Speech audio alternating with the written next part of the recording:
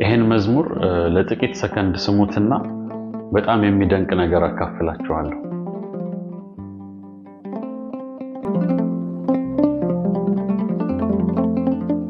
እኔ አንተ ቤት የምቆም ሰው አይደለው፣ ግን ፍቅር ነህ ለዘላለም የሚመስል ማንም የለ። ግን ፍቅር ነህ ለዘላለም የሚመስል ማንም የለ።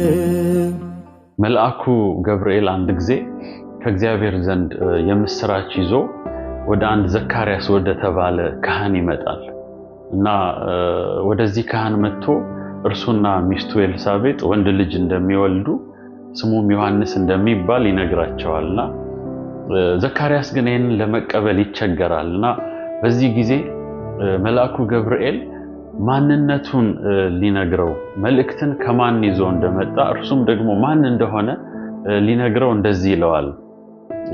እኔ በእግዚአብሔር ፊት የምቆመው ገብርኤል ነኝ ይላል። ይሄ በእግዚአብሔር ፊት የምቆመው የሚለው አገላለጽ እጅግ ከባድ አገላለጽ ነው። እንግዲህ እግዚአብሔር እጅግ ንጹህ፣ እጅግ ፍጹም፣ እጅግ ቅዱስ የሆነ አምላክ ነው። በእርሱ ህልውና ውስጥ በሱ ፊት የትኛውም ጉድፍ፣ የትኛውም የኃጢአት ኢምፒዩሪቲ ሰርቫይቭ ሊያደርግ አይችልም። የእግዚአብሔር ቃል እንደሚነግረን እግዚአብሔር አምላካችን የሚበላ እሳት ነው ወይም የሚያጠፋ እሳት ነው ይላል። እርሱ ማንም ሊቀርበው በማይችል ብርሃን ውስጥ ይኖራል ብሎ ይናገራል። አንድ ጊዜ ታስታውሱ እንደሆነ ሙሴ ይጠይቀዋል፣ ክብርህን አሳየኝ ወይም ፊትህን አሳየኝ ብሎ ሲጠይቀው እግዚአብሔር ምንድነው የሚመልስለት? ማንም ፊቴን አይቶ ወይም እኔን አይቶ ሊኖር ስለማይችል ብሎ ሲከለክለው እንመለከታለን። እና አሁን በሰማነው ዝማሬ ውስጥ እንዳደመጥነው በምን ተአምር ነው ወገኖቼ ሆይ በእግዚአብሔር ፊት መቆም እድል ያገኘ ነው? መጽሐፍ ቅዱሳችን ለዚህ መልሱን ይነግረናል። ምን ይለናል? የእግዚአብሔር ቃል በእርሱ ስራ ሁላችን ወደ አብ መግባት ሆነልን ይላል። ምንድነው ይሄ ስራ? በክርስቶስ ኢየሱስ የተሰራው የመስቀል መስዋዕትነት ስራ ነው። እንግዲህ ወንጌላት እንደሚነግሩን ጌታ በመስቀል በሞተ ጊዜ የቤተ መቅደሱ መጋረጃ ከላይ እስከ ታች ለሁለት ሲቀደድ እንመለከታለንና ይሄ ሲምቦሊክ የሆነ መለኮታዊ ስራ ነው ወይም ትዕምርታዊ የሆነ ስራ ነው። ምንድነው ትርጉሙ? በሰውና በእግዚአብሔር መካከል ለዘመናት ግርዶሽ ሆኖ የቆየው መጋረጃ ከዚህ በኋላ በክርስቶስ ኢየሱስ መስዋዕትነት መቀደዱን ነው የሚያሳየውና ሰዎች በክርስቶስ ባመኑ ጊዜ ወደ እግዚአብሔር ህልውና በእግዚአብሔር ፊት መቆም እንደቻሉ ነው የሚነግረን። የዕብራውያን ጸሐፊ ሲነግረን በክርስቶስ ኢየሱስ ደም ወደ ቅድስት ለመግባት ድፍረት አግኝተናል ይላል። ልበ ሙሉነት አግኝተናል ማለቱ ነው። ክርስቶስ በሰራልን ስራ እግዚአብሔር ዘንድ አባታችን ዘንድ እንድንገባ ኮንፊደንሱ ተሰጥቶናል ማለት ነው። እግዚአብሔር የተመሰገነ ይሁን።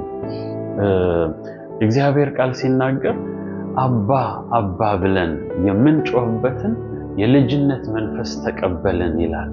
በማንኛውም ሰዓት የዚህን የነገስታቱን ንጉስ በር አንኳክተን አባቴ ሆይ ብለን እንድንጸልይ ወደሱ እንድንጮህ ስልጣኑ አክሰሱ ተሰጠን ማለት ነው። መጽሐፍ ቅዱስ ምን ይለናል? እንግዲህ ምህረትን እንድትቀበሉ በሚያስፈልጋችሁም ጊዜ ጸጋን እንድትቀበሉ ወደ ጸጋው ዙፋን በእምነት ቅረቡ ይላል።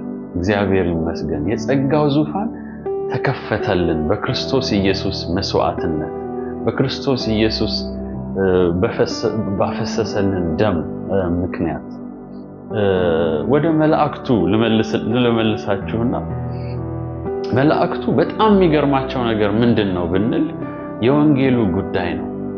አንደኛ ጴጥሮስ ላይ ይህንንም ነገር መላእክቱ ሊመለከቱት ይመኛሉ ይላል። ስለ ወንጌል ካወራ በኋላ ይሄ የወንጌል ነገር በጣም ይደንቃቸዋል። ምክንያቱም ለምን መሰላችሁ? በእነሱ ቦታ ራሳችሁን አስቀምጡ። ለዘመናት እግዚአብሔር ወልድን እግዚአብሔርን ቅዱስ ቅዱስ እያሉ ሲሰግዱለት ኖረዋል። አልፋና ኦሜጋ እንደሆነ ፍጥረት ሁሉ በእርሱ እንደተፈጠሩ ጅማሬና ፍጻሜ የሌለው እንደሆነ የሁሉ የበላይ እንደሆነ ያውቃሉ ይሄ ጌታ። እና ይሄ ጌታ ክብሩን ትቶ ከሰማየ ሰማያት ወርዶ በዚህ በኩል ደግሞ እኔና እናንተ አለን ኃጢአተኞች ደካሞች ለኛ ሲሞትልን ይሄ ጌታ ለነሱ ይሄ ፐዝሊንግ ነው። በጣም የሚያስደንቅ ጉዳይ ነው። እንዴት ይሄ በግርማ የተሞላ በክብር የተሞላ ታላቅ አምላክ ለነዚህ እንደዚህ ያለ መስዋዕት ያደርጋል ብለው ይህንን ነገር ሊመለከቱ ሊያጤኑ ይመኛሉ ይላል። መላእክት ሁሉ ጊዜ ከዚህ የተነሳ የሚዘምሩት መዝሙር አለ። ራእይ መጽሐፍ ምዕራፍ 5 ላይ ተጽፎ እናገኘዋለን። ምን ይላሉ?